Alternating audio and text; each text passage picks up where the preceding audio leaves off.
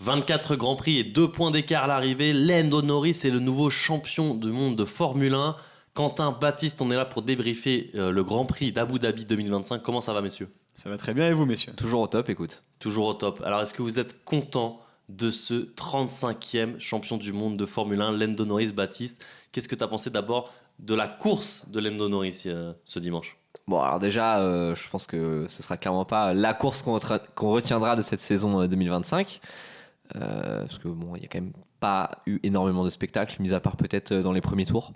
Mais sinon, écoute, Lando Norris, au vu de la saison, mérite son titre. On peut pas en dire autrement. Les trois méritaient, à vrai dire, que ce soit Lando, Max Verstappen ou Oscar Piastri. Mais Norris a su faire une très grosse deuxième moitié de saison. Il a été mis à part, je pense, au Grand Prix de Las Vegas, où ça, c'est pas de son ressort, la disqualification. Mais sinon, il a été imparable tout au long de la deuxième partie de saison. Donc voilà, après là, sur cette course en particulier, il se fait doubler par Oscar Piastri au départ, mais après il gère tranquillement la troisième place. Non, franchement, pas grand chose à dire, bravo Lando. Quentin, qu'est-ce que t'en as pensé toi? En vrai, effectivement, déjà titre mérité, il n'y a pas débat là-dessus, quoi qu'on en dise, peu importe notre perspective de fan, on sait qu'on était parfois un peu orienté vers quelques décisions d'équipe sur ce podcast. Toutefois, pilote le plus consistant de la saison, et c'est encore une fois ce qu'on a vu un peu sur ce Grand Prix. D'ailleurs, pas forcément celui qui termine premier, mais un très bon pilotage. Il a su être agressif dans les moments où il fallait. Je pense à la remontée sur les retardataires après les pit stops, ou avec notamment un beau double dépassement sur Stroll il fait deux fois. Sur Stroll et Lawson, qui refait deux fois. Voilà. Après, il a eu un pilotage sûr pour assurer son titre. Un peu dans la lignée de ce qu'ont fait tous ses prédécesseurs, à commencer par Hamilton et Verstappen pour ceux qui les plus récents. Course maîtrisée de bout en bout et titre mérité à la fin. Oui, non, Quentin fait très bien de relever le fait que lors de son premier arrêt, c'est vrai que Lando Norris ressort un petit peu dans le trafic, et c'est vrai que dans les conditions du direct, on n'a pas bien compris à ce moment-là pourquoi McLaren l'arrêtait, parce qu'il avait donc un petit peloton de voitures, il y a de 4-5 voitures devant lui, et au final il s'est très vite débarrassé de ce peloton-là en 2 tours à peine. Donc voilà, le seul moment chaud véritablement qu'il a eu à gérer pendant ce Grand Prix, il l'a très bien géré, donc voilà. Ouais, c'est ça, c'est que ça aurait pu être beaucoup plus compliqué. Comme tu l'as dit, au moment du direct, on se dit, mais McLaren le faire sortir dans le trafic, est-ce que c'est pas prendre un énorme risque à ce moment-là, sachant qu'il ressort derrière Tsunoda en plus à ce moment-là. Mais ouais, c'est comme tu l'as dit, Quentin, agressif quand il a fallu, de très beaux dépassements à ce moment-là. Lando Norris a très très bien géré sa course. Vraiment, je sais que j'en avais parlé avec Baptiste juste après la course. Je l'avais trouvé justement très très bon dans sa gestion de course. Il se fait dépasser par Piastri au départ. Je suis même pas loin de penser peut-être qu'il se bat pas trop avec Piastri justement. Oui, ça se parce voit. qu'il sait qu'il doit évite rester le contact à tout prix. Ça se voit qu'il pousse pas plus que ça la manœuvre. Voilà. Donc, clairement, on est sur de l'assurage de points et de position. Exactement. Il y a pas de problème. Et il a eu tout ce qui lui a manqué la saison dernière notamment. Il a su avoir cette intelligence de course à Abu Dhabi ce dimanche. Et il savait exactement de quoi il avait besoin pour être champion du monde, la 3e place. Et ça s'est joué un petit peu à distance, on va dire, avec Leclerc aussi qui était derrière lui, qui a énormément poussé. Mais Lando Norris, très très bonne course, 2 arrêts effectués, contrairement à face à son coéquipier. Il y a aussi le fait que la McLaren est supérieure à la Ferrari. Évidemment. Très clairement. Mais non, très très bonne course de Lando Norris. Je cachais pas mon admiration après la course parce que vraiment je trouvais qu'il avait fait une très bonne course. Encore une fois, sur l'ensemble de la saison, on aura chacun nos avis. Mais Lando Norris, comme tu l'as dit, Baptiste, aussi méritait son titre de champion du monde. Et il nous a montré avec une dernière course maîtrisée de bout en bout qu'il faisait un très très beau 35e champion du monde. Malgré tout, victoire du coup de Max Verstappen dans cette course. 8e victoire de la saison contre 7 pour ses concurrents de chez McLaren. Très bonne course aussi de la part de Max Verstappen. Si on prend la course en elle-même, c'est excellemment bien géré. Maintenant, par rapport à la course au championnat du monde, est-ce que vous attendiez peut-être un petit peu plus de la part du Néerlandais ? Il n'a finalement pas tenté grand-chose pour espérer voir un résultat différent. Est-ce que vous pensez qu'il aurait pu tenter quelque chose d'autre, Quentin ? En soi, qu'est-ce qu'il aurait pu faire de plus pendant la course ? Alors, tout le monde avait évoqué le fait qu'il puisse éventuellement ralentir pour tenter de faire approcher le peloton des poursuivants et faire doubler une McLaren au petit bonheur la chance. Le problème, c'est que dans sa position, il ne peut pas se permettre ne serait-ce que de finir 2e. Il est obligé de gagner le Grand Prix. À sa place, franchement, il a excellemment bien géré, très bon racecraft. Il a mis la performance là où il fallait, parce qu'on a vu aussi que les pilotes McLaren pouvaient être très incisifs. Intérieur, extérieur, double déplacement, freinage tardif. Même Leclerc en bout de ligne droite avec DRS plus batterie n'arrivait pas à remonter à Lando Norris tant Norris pouvait freiner tard en fin de ligne droite. Finalement, il a bien fait. Très bonne analyse de Red Bull et Verstappen sur ce Grand Prix. il aurait pas pu faire mieux. Tu partages son Ouais, avis. pas mieux, il aurait pas pu faire mieux, C'est quoi, effectivement. c'est- Ils ont mis toutes les chances de leur côté en signant 2 pole positions, Ouais. comme l'a dit Ouais, j'allais ingénieur de revenir, course ouais. de Verstappen à son pilote après les qualifs. Non, il signe la pole position, il assure la première place au départ.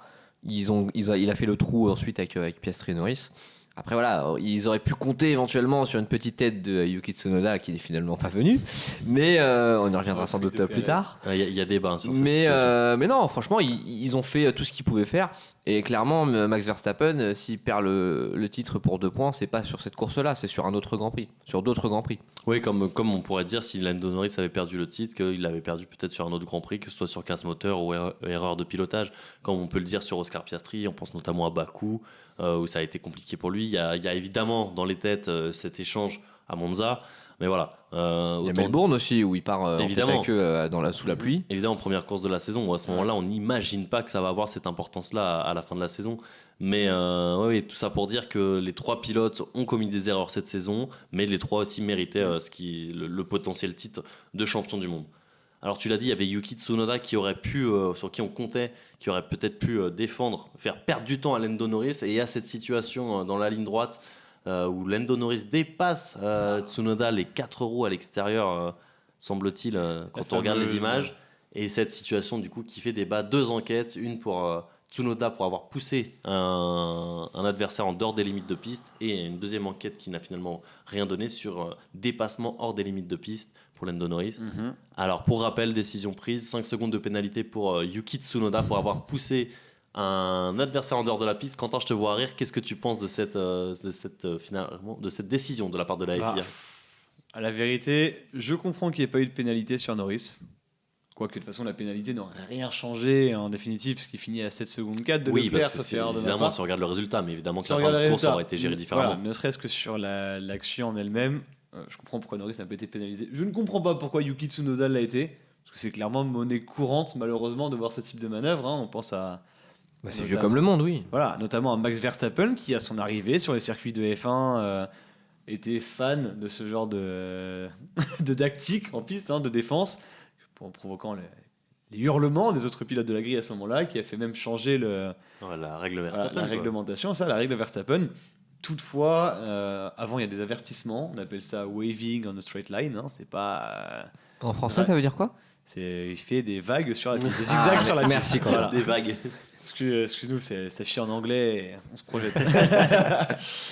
Mais non, concrètement, normalement, il y a un avertissement ou alors, du moins, c'est une pénalité différente. Je comprends pas nécessairement ces 5 secondes, sachant que tout au long de la saison, on aura vu d'autres pilotes user de la même tactique, cette tartufferie, et ne s'en sortir indemne.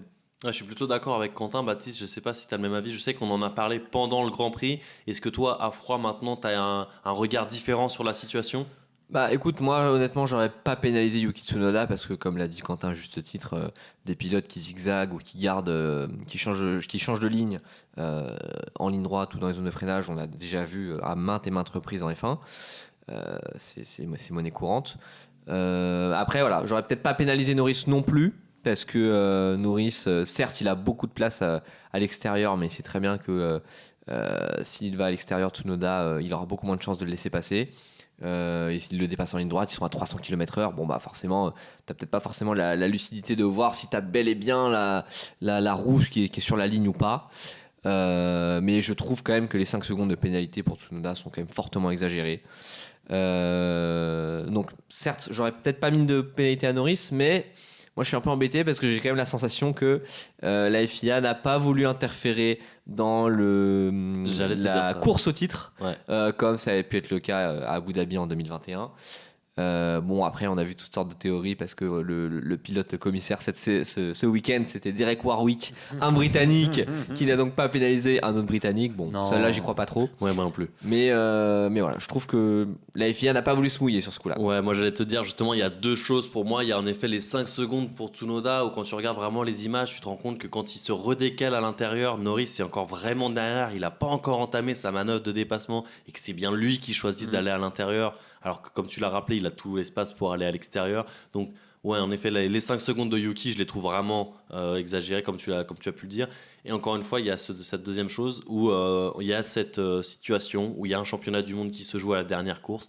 parce que je pense que c'est rentré en ligne de compte évidemment et que cette situation dans un autre moment de la saison ne donne pas forcément les mêmes conclusions. Bon, Ouais. ce qui est important de préciser, c'est que du coup, donc, on l'a dit, Norris n'a pas été pénalisé. Mais de toute façon, Charles Leclerc, qui est quatrième de cette course, il termine à presque 7 secondes de Oui, Lando c'est Norris. ce que disait un, peu, Quentin. un peu plus de 7 secondes. Voilà, donc dans tous les cas, la pénalité n'aurait rien changé au classement final de cette course. Mais encore une fois, c'est une pénalité qui tombe avant son deuxième arrêt, si elle tombe. Donc c'est encore une fois une gestion de fin de course différente. On peut pas Bien sûr, accepter. mais après, on peut imaginer aussi que s'il avait cette pénalité, Norris aurait sans doute poussé un petit peu plus dans ce Oui, Grand Prix, il aurait évidemment. fait le trou avec Leclerc. Parce qu'on le disait, quand Leclerc poussait derrière, on se doutait en tout cas que Lando Norris n'était pas non plus à 100%, qu'il était C'est aussi ça. en gestion. Parce qu'il y a notamment tout ce début de course où Leclerc est vraiment dans son DRS et qu'il est à 1 seconde et demie à peu près d'Oscar Piastri, Lando Norris.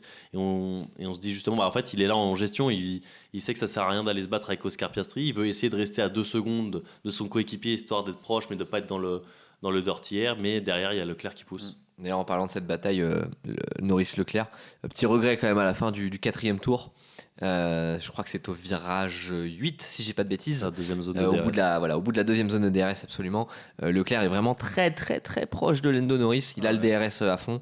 Et Norris défend au milieu de piste. Charles va sur l'extérieur et ne parvient pas à dépasser Lando. Moi, je suis convaincu, j'ai revu les caméras embarquées juste avant l'enregistrement de l'émission. Il y avait la place, il y avait largement la place pour que Charles aille piquer à l'intérieur. Et nul doute que s'il était allé à l'intérieur, Norris ne se serait pas battu comme un acharné pour regarder la position, parce qu'il avait le risque de casser du matériel, et donc il aurait sans doute laissé Charles passer. Et donc j'aurais aimé voir Lando Norris quatrième à ce moment-là, voir comment est-ce qu'il aurait réagi, comment son équipe aurait réagi en termes de stratégie. Bon, peut-être que Lando Norris avec une McLaren plus puissante que la Ferrari aurait redépassé Charles Leclerc les tours suivants. Mais voilà, petit regret que Charles Leclerc n'ait pas passé Lando Norris à la fin du quatrième tour pour le gain à la troisième place. Ouais, parce que parenthèse, mais pendant le direct, du coup, je suis avec Baptiste et il me dit putain, c'est là, il devait y aller. Je dis, moi, peut-être que le tour prochain, il me dit, non, c'est vraiment là. Et c'est vrai qu'à partir de là, Et après, il a décroché. Il décroche. Bien et il est entendu, plus dedans. on sait que le capital pneu a tendance à s'évaporer une fois que la tentative est passée. Après, s'il faut comprendre Leclerc, on est tour 4, dernier Grand Prix de la saison. Il dépasse quand même le numéro 1, Ouais, le leader. au leader au championnat du monde.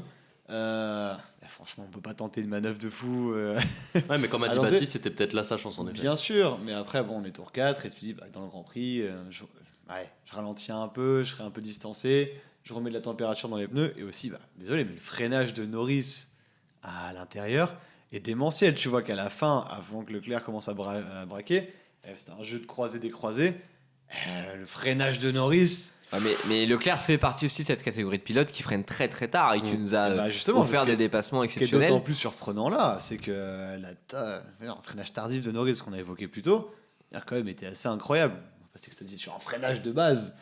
Mais non. Peut-être qu'il y a une volonté de sa part aussi, un peu comme la FIA, de ne pas interférer dans la lutte pour le titre et de ne pas se retrouver comme le vilain petit canard si jamais il y avait une collision avec Norris et qu'il aurait anéanti les chances de Norris pour le championnat du monde. Sachant que ce week-end encore, sans spoiler peut-être la suite, on n'avait pas une Ferrari des grands jours non plus. Quoi. Ouais, c'est clair. Donc, Oui, évidemment, on savait comprends quelle voiture il roulait Charles Leclerc. On ne s'attendait pas à une métamorphose de la SF25 comme ça, d'une qualif à une course ou d'un week-end à l'autre.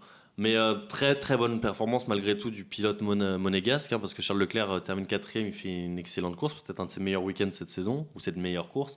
Ça suffira pas pour aller chercher un podium. Oscar Piastri, lui, termine deuxième.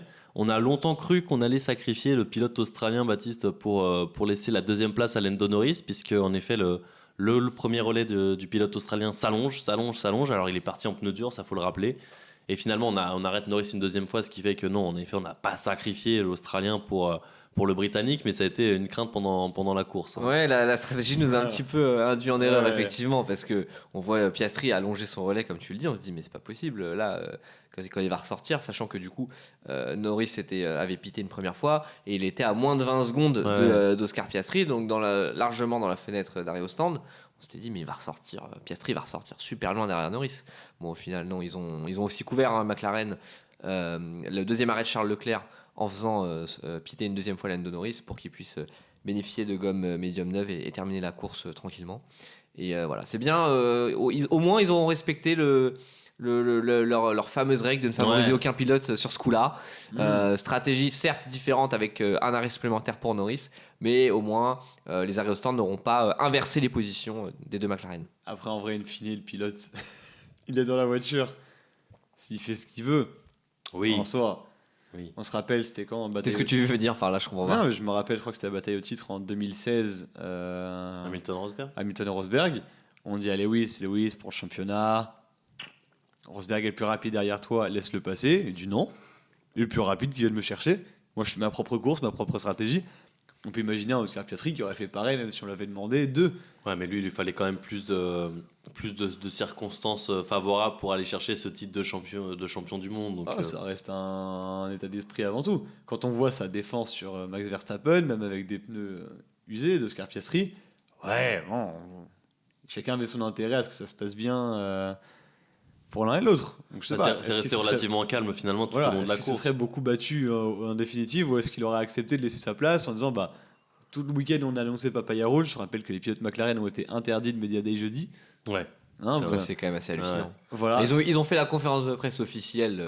Après avoir été briefés qui a duré un petit quart d'heure et c'est tout. Voilà, les gars ont été interdits de Media Day pour les briefer sur les réponses. Ils sont ressortis en disant on va pas sacrifier le titre, mais il y aura pas de règle d'équipe. On ne peut pas le dire pendant le Grand Prix. Maintenant, après tout ça, bon, Oscar, ce serait pas mal que tu mettes un peu le frein à main. Encore une fois, moi, je l'avais évoqué la semaine dernière, c'est un souci de transparence que j'ai. C'est-à-dire que si tu annonces quelque chose, tu vas jusqu'au bout. Donc, si tu dis aux pilotes qu'il n'y aura pas de consigne, tu fais qu'il n'y aura pas de consigne. Là, ils avaient l'air de dire que si jamais il avait fallu laisser passer, évidemment qu'on le ferait parce qu'on n'est pas débiles et on veut gagner le championnat du monde des pilotes. Donc, pour moi, c'était relativement clair malgré tout avant la course. Et malgré le drama que ça aurait créé, je pense que Piastri se serait exécuté parce qu'il n'aurait pas voulu mettre, on va dire, la suite de sa carrière en péril. Tu vois je pense que Piastri était quand même suffisamment lucide pour se dire que 16 points de retard, c'était quand même beaucoup trop pour que ses chances de titre soient comment dire, pas légitime, mais voilà, il savait que c'était cuit, réaliste. Il savait que c'était cuit pour lui et qu'il serait pas champion ce week-end. Peut-être que là où on peut s'interroger, c'est ce qu'il aurait pas préféré que Max le soit. Ça, il y a potentiellement débat, tu vois. Je pense qu'on a la réponse. Voilà. Moi, je pense que c'est son visage à la fin du Grand Prix. Vous êtes Oscar Piastri, on vous dit laissez passer, vous répondez à la radio, vous m'en devez une depuis Monza. Ouais. C'est maintenant. Non, mais puis surtout, je pense que oui. Ouais, non mais Oscar Piastri, il a été en tête les 2 tiers du championnat, 15 Grands Prix sur 24. Pendant 15 Grands Prix sur 24, il a été en tête du championnat du monde. Donc forcément, je pense que cet été, quand il était leader après Zandvoort, avec 36 points d'avance sur Lando Norris et 104 sur Max Verstappen, oui, forcément, je pense qu'il a dû se rêver plus d'une fois avec le titre de champion du monde à Abu Dhabi, et que certainement pas il imaginait un retournement de situation pareil. Mais il ne voyait pas arriver 3e au dernier Grand Prix, c'est clair. Non. Que ce soit la remontée, certes la remontée de Max Verstappen, et je pensais aussi à la remontée de Norris dans une moindre mesure parce qu'il y avait moins de points à remonter, mais voilà, quelque peu aidé par l'écurie. Voilà, il y avait un côté du garage qui était un petit peu plus favorisé que l'autre, mais voilà, et j'espère que Piastri saura rebondir, et je suis quasiment certain qu'il sera champion du monde un jour. Il l'a dit après la course en conférence de presse, ce qu'il attend à partir de la saison prochaine, c'est de l'équité. Il a dit j'attends de l'équité totale. Voilà, c'est ça qu'il a dit. C'est ça qui est très intéressant. Il le dit, il fait ça reste bravo à Lando, mais ça reste Lando Norris n'est pas devenu Superman. Donc j'attends une équité totale de la part de l'écurie, évidemment. C'est lourd de sous-entendu. Évidemment. Oui, évidemment. Tout comme il a une grosse baisse de performance aussi après. Il y a des choses qui sont imputables qu'à lui-même, en effet. L'environnement qu'il a autour de lui, forcément, impacte son pilotage. Mais ça ne peut pas être que ça, on peut pas mettre que ça, on peut pas mettre toutes les responsabilités là-dessus. Donc il y a une part qui lui est imputable, évidemment.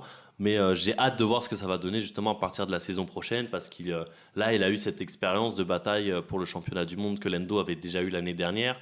Donc ça va être super intéressant maintenant de voir si la McLaren a une bonne voiture, de voir la bataille entre les 2 pilotes Papaya. J'aimerais qu'un jour, quand même, qu'on ait une explication concrète, soit d'Oscar Piastri, soit de l'écurie McLaren, soit des deux, sur pourquoi cette grosse baisse de régime entre au mois d'octobre et au mois de novembre. T'en auras pas avant que Sagwan ou Oscar partent de l'écurie, quoi. Comment ça s'est. Pourquoi d'un coup il est passé premier, truster les podiums, à être pas mieux que la 5e place. Quoi. Ouais, mais pour moi, ça fait C'est pas Tu normal. connaîtras pas tout de suite, quoi. Ouais, moi aussi, en même temps, qu'est-ce qu'on attend comme explication? Où il y a un énorme complot interne au sein de l'écurie de Woking, où, je sais pas, il y a des 10 000 raisons qui expliquent la baisse de performance d'un pilote au cours d'une saison. Ah, mais c'est trop intriguant qu'il ait baissé d'un coup comme ça, et puis que sur les 2 derniers Grands Prix, il remonte. Je sais pas, quand le mental craque, il a peut-être après repris Ah, mais conscience les qu'il autres pouvait, pilotes de la grille aussi l'ont dit. Je crois que c'était aussi Pierre Gasly qui disait il peut pas avoir oublié Oui, il a comment oublié, conduire mais- du jour au lendemain, quoi. Bien sûr. Attends, après, bon, ça fait penser à Hamilton qui disait pendant sa lutte au titre avec Rosberg, un jour j'écrirai un livre où je dirai mes vérités Oui. une fois que je serai en retraite. Peut-être. Ou alors on n'est vraiment pas au courant de certaines choses. Mais non, ça fait quand même gros. Non, mais ça fait quand même je- gros, mais moi, j'insinue rien. Non, Mais bien sûr. j'ai besoin Non, mais- d'explications non, parce mais que. on ouvre les pistes, je suis d'accord. Moi aussi je veux des explications. Mais en Qu'il vrai, était autant dans les choux pendant 2 mois, c'est trop bizarre. on sait pas ce qui Ouais, se les passe. questions se posent, c'est normal. Ouais, on sait pas ce qui se passe chez un pilote non plus, etc.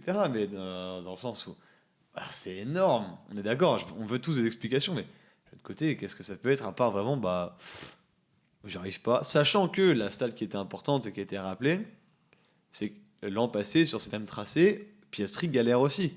C'est pas nouveau que ce sont des circuits qu'il affectionne pas trop et sur lesquels il ne surperforme pas. Bon, au-delà du crash, le sens littéral à Bakou et juste de crash de performance sur d'autres. Ouais, c'était pire cette année, mais toutefois, ça reste des circuits qu'il a jamais trop affectionné et sur lesquels il n'était pas le meilleur. Ouais, donc ça peut expliquer aussi. Après, encore. non, Non, mais oui. on ouvre des pistes, bien sûr. On pose la question. Est-ce peut pas qu'on peut poser la question Non, mais oui, évidemment. Pour revenir à Max Verstappen, il y a aussi cette radio en fin de course, très très classe, je trouve, pour son équipe, parce qu'on a un Gianpiero Lambiadze à l'image qui est en pleurs, dévasté, hein, vraiment, de ne pas avoir son pilote champion du monde. Et Max Verstappen qui leur dit: ne soyez pas déçus, je ne suis pas déçu, je suis même très fier de ce qu'on a réalisé, ce comeback.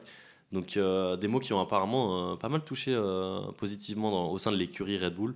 Donc encore une fois, ça rejoint ce que Max pouvait dire avant ce week-end-là, où il disait j'ai déjà 4 titres de champion du monde à chez moi.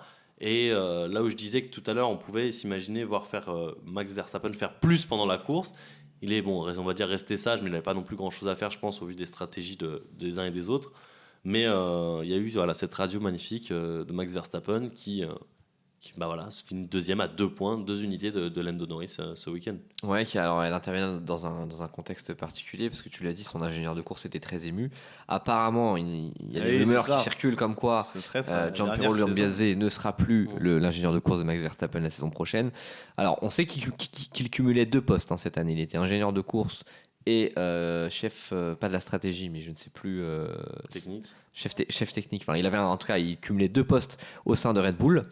Est-ce que c'est pour se concentrer sur cet autre poste, sachant qu'il y a des médias qui ont invoqué des raisons personnelles qui feraient que Gianpiero Lambiadze quitterait son poste également. Bon, affaire à suivre, mais c'est sans doute pour toutes ces raisons que on a vu l'anglo-italien aussi ému en larmes sur le pit-wall à la fin de la course.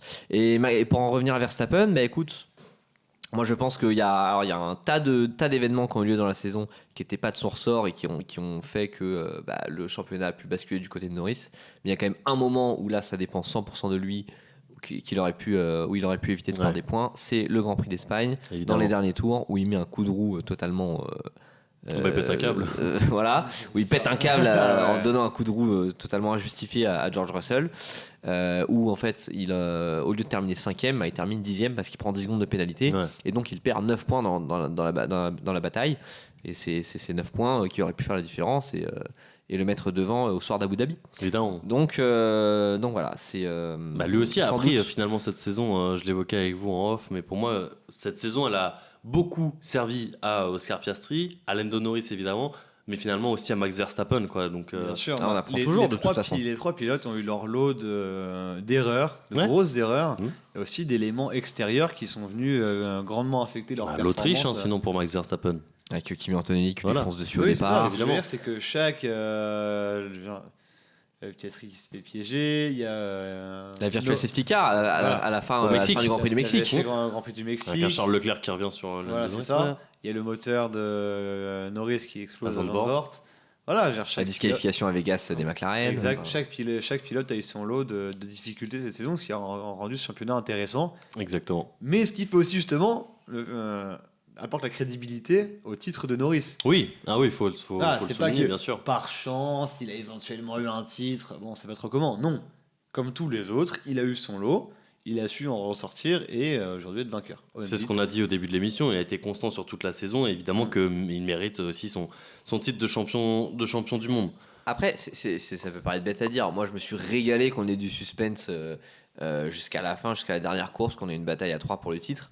Mais quand tu vois quand même pendant une bonne partie de la saison que la McLaren était quand même largement la meilleure voiture devant la Red Bull, bah, c'est bête à dire, mais j'aurais aimé que Norris écrase un peu plus le championnat et qu'il le gagne à 2-3 grands prix de la fin pour vraiment asseoir la domination de McLaren et montrer que la McLaren était la meilleure. Bah, en tant que suiveur, quand tu regardes ça, tu t'es content en effet, comme tu l'as dit, d'avoir du suspense jusqu'à la dernière course. Évidemment, moi, c'est ce que je demandais. Mais en effet, tu ne peux pas, entre guillemets, te satisfaire d'une victoire de McLaren dans ces conditions-là. Comme tu l'as dit, ils dominent la saison, ils ont la meilleure voiture de A à Z, malgré le fait que Max arrive à tirer un potentiel dingue de sa RB. Mais oui, évidemment que McLaren, en tant qu'écurie dominante, doit beaucoup plus asseoir sa domination sur l'ensemble de la saison et ne doit pas se retrouver à Abu Dhabi à devoir se contenter d'une 3e place, à finir avec juste 2 points d'avance sur le deuxième. Donc ouais, là je te rejoins, McLaren aurait dû complètement écraser cette saison 2025. Ouais, le titre de Norris, certes, est mérité, et c'est un premier titre, donc forcément c'est symbolique et emblématique, mais il n'a peut-être pas la saveur qu'il aurait dû avoir de l'exceptionnel, du premier titre. Voilà. Mais il fait débattre. Oui, sûr. Voilà, on l'a dit assez souvent cette saison avec McLaren, plus généralement malheureusement. C'est-à-dire qu'ils font des très belles choses, mais ils arrivent à en retirer la saveur. Et malgré tout, ça pique encore au titre jusqu'à la radio d'un certain PDG de l'écurie McLaren, enfin de l'entité McLaren. Bon, ça, c'est pas le ressort de Norris après. Hein, non, bien sûr. Stella, non, mais c'est pareil. Ce qu'on veut dire, on est sur le sans saveur, sur toutes les strates, que ce soit en compétition, en gestion, en management et en résultats, y compris en radio. Même ça, on arrive à rester border, ça reste compliqué, quoi. Je suis pas fan du tout de la radio de Zach Brown. C'est vraiment très subjectif, hein, mais putain. Non, mais tout est subjectif. C'est so américaine. Hein, non, mais ouais, c'est-à-dire que c'est une équipe qui arrive à retirer la saveur de presque tous les événements de course cette année. Ouais, en voulant travailler son image auprès des fans de F1, finalement, ils ont peut-être plus dégradé justement leur image. Ils ont voulu trop aseptiser la course au titre, et du coup, en fait, on n'a pas vraiment, même les fans de McLaren, j'ai l'impression, n'ont pas vécu véritablement l'émotion que devrait procurer un titre de champion. Je suis pas d'accord. Moi, de ce que j'ai vu passer, des proches que j'ai aussi, les fans de McLaren étaient quand même s'en foutaient à ce moment-là de la manière, et étaient juste hyper heureux de voir le titre pilote revenir à Lando Norris. Ouais, mais tu vois, quand je vois les titres précédents, que ce soit ceux de Max Verstappen ou de Lewis Hamilton, j'ai l'impression qu'ils étaient plus célébrés et qu'ils avaient plus de saveur que ceux de celui de Lando Norris. C'était pas de la même manière non plus. Déjà, c'était pas au sein d'une même écurie, pour commencer. Enfin, là, certes, Max Verstappen est remonté, mais bon, on va dire qu'on parlait plus de la lutte interne chez McLaren toute la saison. Donc forcément, ça retire déjà un peu de spectacle, puisqu'il n'y a pas cette concurrence qu'on a eu pour reprendre Verstappen avec un Hamilton ou d'autres, un Hamilton-Vettel, pour reprendre les époques récentes aussi. Maintenant, oui, en effet, c'est... En tant que fan, toujours plus compliqué de suivre une lutte interne qui n'est pas acharnée entre deux pilotes comme ça a pu l'être chez Mercedes par le passé, quand c'est des règles un petit peu aseptisées, une communication outrance en disant non, nous n'avons pas de préféré, nous préférons l'équité plutôt que le sang. Et les fans de F1, surtout depuis l'arrivée de Netflix, aiment le sang eux, ce qui explique un peu d'extérieur. Non, mais c'est même pas ça. C'est même pas ça. C'est juste qu'il y a eu un interventionnisme trop prononcé des dirigeants de McLaren dans cette course au titre. Voilà, tout simplement. On aurait dû les laisser plus se battre. Très probablement, on va être d'accord là-dessus. On a reparlé, donc du coup Max Verstappen, Oscar Piastri et Lando Norris qui nous ont offert une folle bataille. Maintenant sur cette course-là, il y a d'autres résultats aussi à souligner. On a notamment Fernando Alonso qui réalise une superbe course avec le dernier train DRS qu'il aura pu mener de sa carrière, avec une très belle 6e place à l'arrivée malgré tout. Pareil pour les Haas, avec un Esteban Ocon qui a retrouvé des couleurs ce week-end. Ça faisait du bien. Il était temps. Et une Haas du coup dans les points. Lance Stroll aussi, très belle course de Lance Stroll qui récupère le point de la 10e place, notamment grâce à à la pénalité de Yuki Tsunoda en partie. Hein. Mais voilà, très très bonne course des deux. Lewis Hamilton qui a réussi à remonter à la 8e place aussi. Voilà, il partait 16e, donc c'était pas gagné. Ouais, Troisième élimination consécutive en Q1 pour Hamilton. Une première ça arrive, pour Ferrari depuis 2009. Ça, Ouais. c'est quand même. C'est depuis 2009. C'est quand même très notable. Parce Mais il a bien remonté, étonnamment. Enfin, étonnamment. Tant mieux, hein, mais on est très content pour Lewis. C'est le genre de remontée, on sait pas quoi en penser. Mais puis c'est surtout que comme on s'était concentré surtout sur les trois de devant pour la course au titre, on n'a pas trop vu la course d'Hamilton, mais ça fait plaisir de voir qu'il a su remonter et que visiblement il est quand même un petit peu plus à l'aise en course qu'en qualif. Pas uniquement sur ce Grand Prix, hein, sur globalement un certain nombre de courses de cette saison 2025.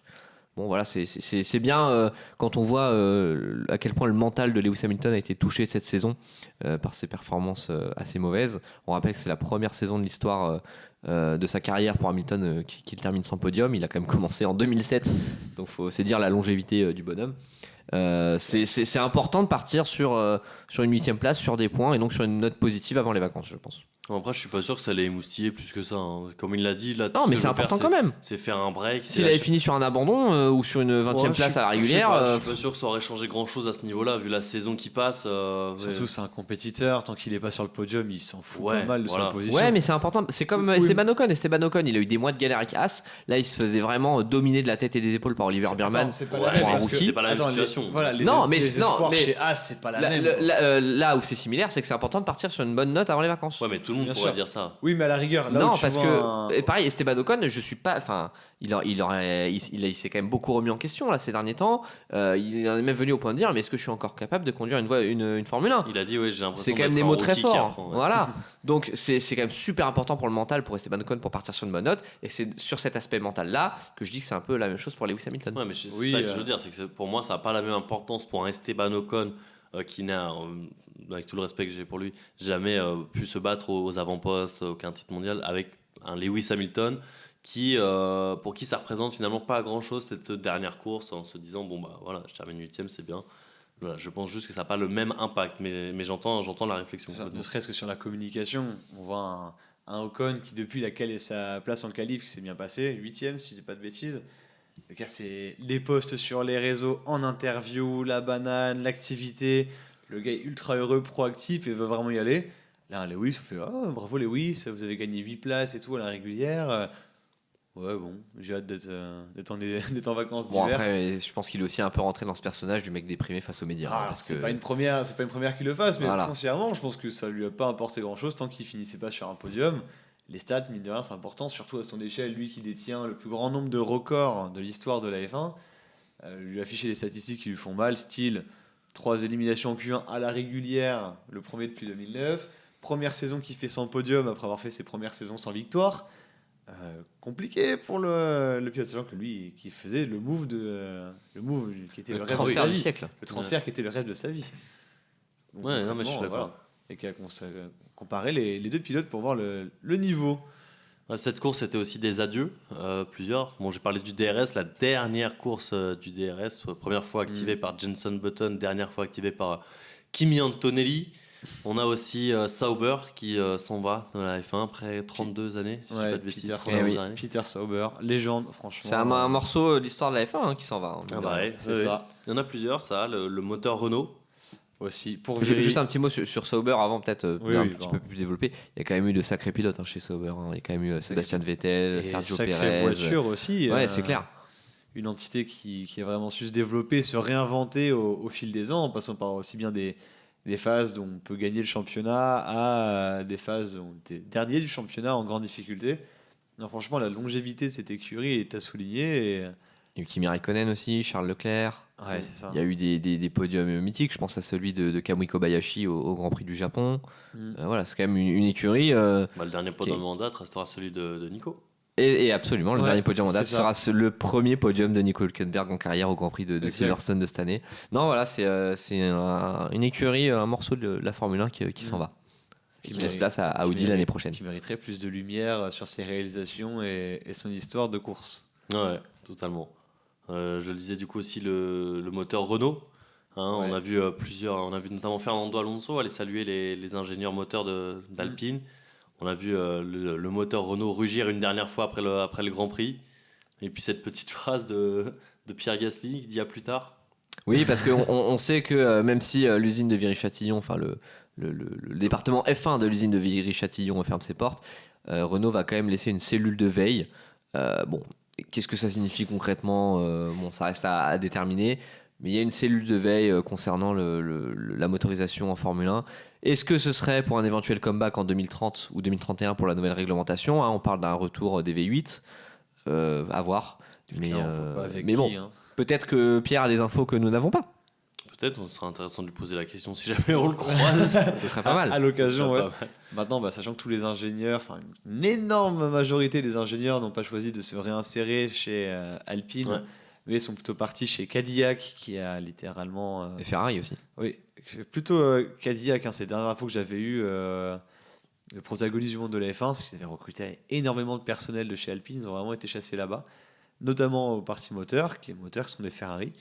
Et effectivement, Ferrari qui a aussi pu reconstituer un peu son vivier avec des têtes de chez Renault. Donc à voir où ça, mais très beau message gravé par un des ingénieurs pour Viry sur ce moteur. Bon, malheureusement, les résultats d'Alpine, merci, faire une parenthèse. Merci Viry. Ouais, c'était merci Viry. Et le nom des ingénieurs. D'ailleurs, ouais, on peut en parler. Hein. On aurait quand même pu avoir une petite livrée spéciale, hommage aux heures de gloire du moteur Renault. Non, même pas un vulgaire sticker merci Viry sur le flanc de la voiture. Bon, c'est assez regrettable quand même. Alpine sont tellement verrouillés sur leur contrat avec BWT. C'est ça, faut absolument montrer le rose de BWT. D'ailleurs, si vous avez remarqué sur la livrée sur les 2 derniers Grands Prix, il y a du rose qui a gagné les flancs. Ça a amélioré la livrée, c'est pas plus mal. Mais... non, en vrai, Alpine, ce que me disaient quelques personnes, sont vraiment bloqués avec ce contrat. Et ils essayent. Quand est-ce qu'il se termine ce contrat ? On a des infos parce que je sais même pas. C'est insupportable. Ça serait une bonne info. Mais résiliez-le par pitié. Quand on a vu Otmar Sasnauer partir de chez Alpine, on s'est dit bon, ça y est, c'est fini. Bientôt terminé. Et non, ils ont signé. Donc à voir, mais ils sont bloqués. Donc aujourd'hui, ils sont tributaires de la livrée BWT. Bon, même ça leur apporte quand même quelques dizaines de millions par an. Évidemment, c'est le but. Au passage, on va pas se mentir. Mais sur la partie déco, du moins, Alpine ne peut pas encore faire ce qu'elle veut. Non. Et puis il y a eu aussi l'annonce quasi officielle du départ d'Helmut Marko. Non, c'est officiel maintenant. C'est tombé officiellement. Et oui. Helmut Marko qui ne sera plus chez Red Bull. Il y a eu pareil une vague de départ du côté de chez Red Bull ces derniers temps.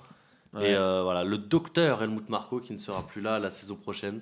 On va avoir un Isaac Hadjar qui va arriver chez Red Bull avec Christian Horner en moins. Helmut Marko en moins. Laurent Mekies pour l'épauler qu'il a connu du coup en début de saison. Et sans Adrian Newey chez Red Bull. Sans Adrian Newey. Nouvelle réglementation. Une page blanche, c'est peut-être justement c'est sûrement d'ailleurs le meilleur timing pour Isaac Hadjar pour rejoindre Red Bull. Ouais, grosse année de transition chez Red Bull. Et effectivement, c'est vraiment la remarque que je me suis faite en voyant le départ d'Helmut Marko. Alors certes, c'est lui qui l'a recruté. Qui a recruté Isaac Hadjar chez Red Bull à l'occasion d'un Grand Prix de Monaco, du Grand Prix de Monaco 2021 en FRECA, si je dis pas de bêtises. Mais ouais, c'est vrai, changement de team principal, changement de responsable des pilotes. Ouais, et changement de réglementation aussi, bien évidemment, à partir de 2026. C'était peut-être le moment parfait pour Isaac pour venir chez Red Bull. Les autres n'ont pas eu finalement. Alors certes, il restera sans doute derrière Max Verstappen en termes de chrono. Hein, il sera sans doute à 4 ou 5 dixièmes. On lui demande pas non plus d'égaler Max Verstappen de la saison prochaine. Mais... Pour l'instant. Mais peut-être qu'avec un Laurent Mekies team principal français, hein, ça aide toujours la fibre française. Peut-être que l'environnement de travail et les conditions sont peut-être plus propices à ce que la deuxième voiture Red Bull performe. Ouais, c'est ça, il a vraiment une chance aujourd'hui, c'est à lui de la saisir. Il a vraiment, comme tu l'as dit, un environnement que les autres pilotes, je pense notamment Pierre Gasly, mais Alex Albon aussi, Sergio Perez, ou plus récemment Yuki Tsunoda et Liam Lawson, n'ont pas eu. Donc, j'avais presque oublié que Liam Lawson avait fait les 2 premiers Grands Prix chez Red Bull, pour te dire. Il faut lui rendre hommage malgré tout. Mais Isaac Hadjar. J'ai hâte de voir ce qu'il va donner lui comme beaucoup d'autres la saison prochaine, mais ça peut être une très très bonne surprise. C'est le bon timing clairement pour faire cette passation d'écurie. Ouais. On peut être content là-dessus et avoir de belles prévisions pour cette saison à venir qui promet nombreux rebondissements. Et Hadjar qui a dit qu'il espérait, qu'il avait pour objectif en tout cas de remporter au moins un Grand Prix l'année prochaine avec Red Bull. Alors, ça, bon, tout le monde l'a dit avant, c'est vrai que ce serait top de voir cette Marseillaise remonter sur le podium. Surtout avec un Hadjar chez Red Bull qui un peu conjurerait le sort de ce pilote numéro 2. C'est clair. Ce serait incroyable. Hormis Pérez en 2023 ou 4. Pérez c'est-à-dire fait une excellente saison 2021 où il aide Verstappen notamment pour l'obtention du titre. Oui, c'est Il top. fait une très bonne saison 2022 où il termine 3e du championnat. C'est 23 mais, où il gagne. il perd, C'est 23 où il gagne sur le circuit urbain notamment. C'est Avant de en 2022 en 2023 il gagne que 2 grands prix parce que rappelle-toi Oui, Verstappen ok. en gagne 19 sur Oui, c'est ça. 22. Oui, oui. Et Carlos Et, Sainz 1 à Singapour. absolument. Oui, c'est ça. Ouais, ouais. Donc il fait une bonne saison 2021, une bonne saison 2022, mais après c'est vrai que c'est beaucoup plus compliqué Oui, pour, après pour ces Sergio victoires, Perez. après ces victoires en 2023, ça devient plus complexe. C'est Ouais, ça, c'est parce ça. que 2024, c'est aucune victoire. Pour Oui, il Sergio Perez. y a un déclic, c'est le Grand Prix de Miami où il perd le gain de la première place. Ouais, c'est ça. Et puis après, il est plus que l'ombre de lui-même et ça précipite. Non, pas complètement, parce qu'il restera ensuite 1 an et demi chez Red Bull. Ouais, mais c'est la débandade. Et lui C'est le avait début de la prévenu, dégringolade pour Sergio Perez. Il avait prévenu déjà que la voiture, il y avait un problème sur la voiture, il n'a pas été écouté. Il s'est avéré que finalement, il y avait vraiment un problème sur la voiture, qu'on n'a pas du tout écouté le retour du pilote. Et il avait totalement raison, et que notamment Toto Wolff au début de cette nouvelle ère en 2022 qui avait écouté les propos de Sergio Perez avait lui aussi raison sur ça. Voilà. Change your fucking Parenthèse car. terminée là-dessus, mais oui, Sergio Perez 2024 c'était compliqué pour lui.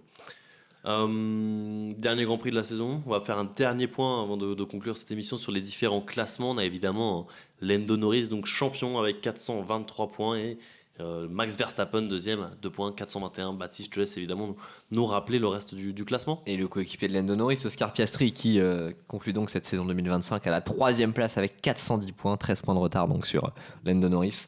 George Russell achève le championnat à la 4e place avec 319 points. Charles Leclerc 5e avec 242 points.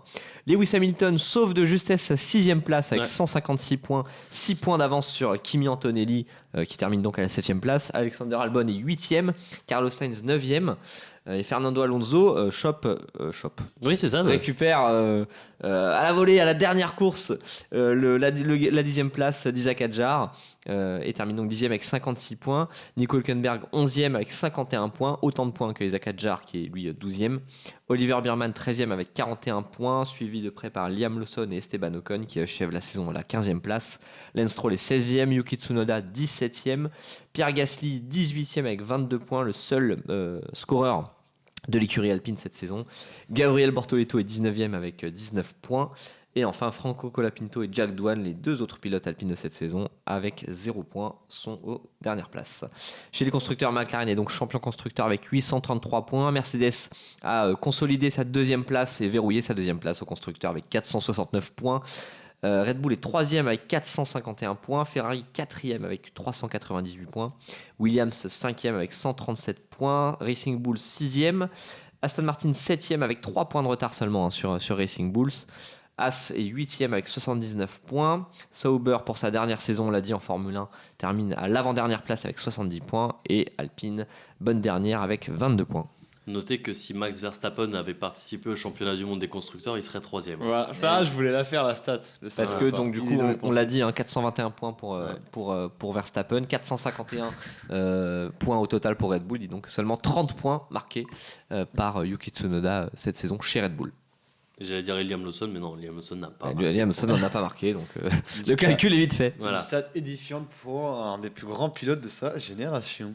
Voilà, on va conclure ici cet épisode. On verra si on se retrouve, si on a la possibilité de se retrouver pour faire un débrief, un bilan de cette saison 2025 de Formule 1 qui a été plus que passionnante. Et sinon, on se retrouvera sûrement d'ici la saison prochaine. Voilà, On se retrouve début mars pour le Grand Prix d'Australie. voilà, dans moins de 8 3 mars. mois. Donc voilà, ouais. Merci à tous de nous avoir suivis, que ce soit sur cette émission ou tout au long de la saison. Et puis on se retrouvera très vite. À bientôt, merci Baptiste, merci Quentin. Merci à vous. Salut, bisous.